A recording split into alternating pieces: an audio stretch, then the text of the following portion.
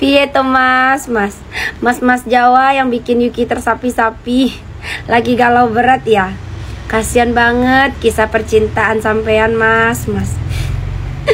Padahal niatnya cuma pengen pamer di story IG kalau lagi VC-an gitu ya. Ternyata malah kena marah. Abis itu saling unfollow. Putus ya kabarnya. Warahmatullahi wabarakatuh. Selamat sore Sobat Ngarit Nusantara, salam sahabatan. Oh ya mbak, aku mengomentari foto kamu mbak ya, Yuki Arlen.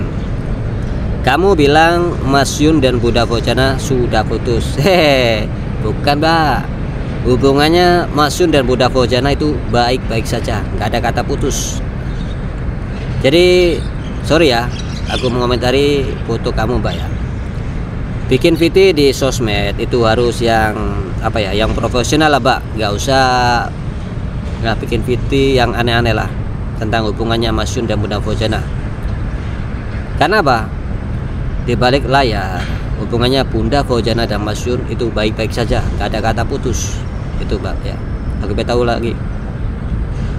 Jadi bagi kamu mbak ya, Yuki Arlen, bikin VT di sosmed harus profesional ya.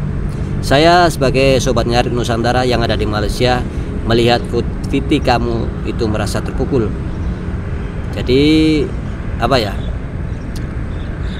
Mas Yun dan Bunda Vocana itu baik-baik saja. Kamu aja yang pikiran kamu yang nggak baik-baik saja.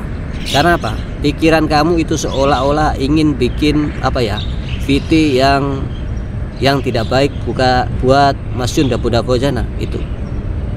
Jadi ya mulai sekarang lah kita bikin VT di sosmed harus profesional ya mbak ya, harus profesional.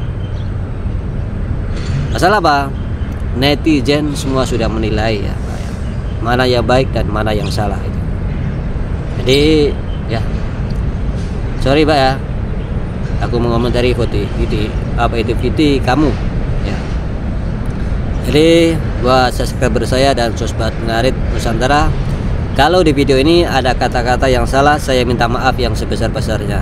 Oke, wassalamualaikum warahmatullahi wabarakatuh. Goodbye.